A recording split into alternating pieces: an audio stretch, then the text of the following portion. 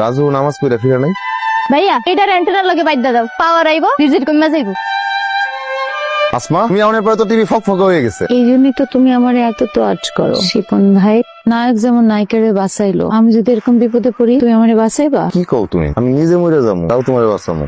যাওয়ার হলে এখনই বল না, কিন্তু যাওয়া হবে না। আম্মু দেখতেছে, কিছুই না। আব্বা কি খায়? আব্বারে কিছু দাও। এমনি একটু আগে আম্মু শিপন ভাই বাড়িতে আজকে ইত্যাদি দেখাইবো, আমি একটু যাই, তুমি যাইবা? এত রাইতে যাবি? এত রাইতে হয়েছে, ঠিক আছে তোরে নিয়ে যাবো, সমস্যা নেই। আগে খাওয়া শেষ কর। কুকুর কেন ডাকছো? তুমি আমার এত ভালোবাসো কেন? এত কঠিন প্রশ্ন করো, আমি বোকা ছোকা মানুষ, এত কঠিন প্রশ্নের উত্তর জানি না। তাই কি? আমার মনে হয় তুমি ছাড়া আমি একটা অসল পয়সা। তুমি থাকলে আমার জীবনের দাম হচ্ছে, তুমি না থাকলে আমার জীবনের কোনো দাম নাই। এই কারণে তোমার আমার জীবনে লাগবে। বেতন দিবি নাকি? না। নেশা পানি করস না, আল্লাহ বোধহয়। আমার নেশা একটাই, আসমাই আমার বড় নেশা। যখন আসমারে পাবি না, আড়াই করবি, তখন কি করবি? তখন এই বড় মেসের থেকে আরো বড় মেসে চলে যেতে। কই গেছিলা? রানীদের বাড়ি। তুমি কই গেছিলা? গেছিলাম একটু হাটের দিকে। উঠো। সাইকেলে? কি হয়েছে? নিজেদের গ্রাম একটু। ফার্জি শোনো, সারা রাত থাকতে পারবা? মানে? মানে সারা রাত থাকতে পারবা? বিয়া করে নিতে পারো।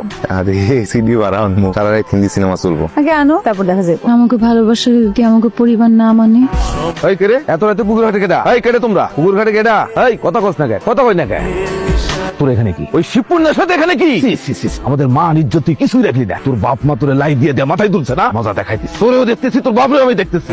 বড় ভাই, আপনার মায়া তো আমাদের মান সম্মান ইজ্জত কিছুই রাখলো না। তারে জিগান, আপনার মায়ের আপনি জিগান, ওই বাড়ির পোলা ওই শিবনের সাথে তার কিসের সম্পর্ক? কি করছে আমার মাইয়া? তুমি আমার মায়ের নামে কি কইতেছ? কি করছে মানে বুঝো না? কাল রাতে তার বিয়ে গেছি না, রাত বলে তো কিচ্ছু কই নাই। আমি রাতের বেলা পুকুর পাড়ে গেছিলাম আমার একটা কাজে, গিয়া দেখি ফুসু ফুসু শব্দ। কাছে গিয়া টর্চ লাইট মাইরা দেখি আপনার মায়া আর ওই যে আমাদের চিরশত্রু শিবন। আমি কইতে পারতেছি না, কিবা আমার আটকে যাইতেছে। কও কি? এই তোমার এই আস্কারা দিয়ে দিয়ে মাথায় তুলছো, এখন প্রেম করে বাড়াবে। আমি তো আশকারা দিয়ে মাথায় উঠাইছি আর কইছি যা প্রেম কর। কিছু হইলে তুমি আমার দোষ দাও, মাইয়ারে কইতে পারো না? ভাবি তুমি জানো না? আর হে জানে না তাদের সাথে আমার কিছু সম্পর্ক? তাদের সাথে আমাদের জমা জমি নিয়ে দীর্ঘদিনের শত্রুতা, বিরোধিতা চলতেছে, মামলা করছি, আর তার লোকে প্রেম করতেছে না। সে কি চায়? কি চাই সে? আমাদের চোখে মুখে কি চুনকালি মাখাতে চায়? ভাই তোমার মন খারাপ তাই না? তোমার মন খারাপ থাকলে আমার একটুও ভালো লাগে না। আসমা পরে তো ঘরে তালা দিয়ে দিচ্ছে। কেন? তুমি জানো না কেন? আসমা আপা তো আমগো বাড়িতে টিভি দেখতে আইবো না। রাজু, রাতে কি কিছু না বাবা, কিছু না? কিছু না বাবা। দে না। চিন্তা করি কেন? আসমা, হাই আসমা, আসমা পরে কি এটা?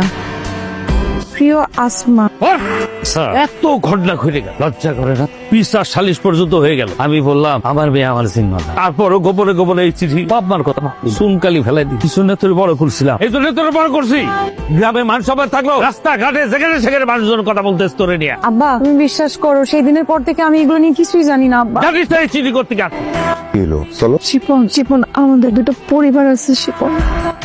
আমি জানি আমরা একটা ভুল করতেছি, কিন্তু কিছু করার নেই।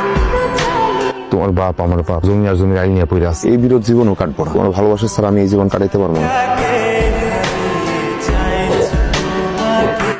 তুই আমার এত ভালোবাসো। আমি কতটুকু ভালোবাসি জানি না, কিন্তু আমি এটা জানি প্রতিদিন ঘুম ভেঙে আমি তোমার দেখতেছি, তোমার এই হাসি মুখটা দেখতেছি, ক্লান্তি নিয়ে ঘরে ফিরে আমি তোমারই দেখতেছি। রাতে ঘুমানোর সময় পাশের বাড়ি সে আমার তোমারই লাগতো। আমারও তোমারই লাগবো, আমার হাসি কান্না দুঃখ সবকিছুতে আমার তোমারই লাগবে। আমি তোমার সাথে থাকতে পারবো না এই জীবনে। আমি যদি কারো হই তো তোমারই হবো, আর কারো না, আর কারো না। চলো। আচ্ছা আচ্ছা, আমি তোর পয়দা করছি, করবে আমি জানি না। কই কোলঙ্গারটা কই? মানুষের পোলালে মানুষের গর্ব করে, আর আমার হচ্ছে কোলঙ্গার পোলা। হয়েছে কত বড় বেদব পোলা, কত বড় কলজা, চাঁদের দিকে হাত বাড়ায়। এই আমার পোলা বামুন না, আমার পোলা আমার পোলা। হ্যাঁ তোমার পোলা। আর আমগো মাইয়া তুমি নিয়ে পারতেছো না, এখন পুরো লেলিয়ে দিছো। এই সাবধানে কথা কইবে। আমার পোলা লেলাই দিছি মানে জমির ব্যাপারে যেটা হয়েছে এটা করে ফয়সালা হইব। তোমাগো মাইয়া যে আমার পোলার পিছে গুড় করছে, আমার মান সম্মান নষ্ট করছে, এটার কি করবা এটা কও।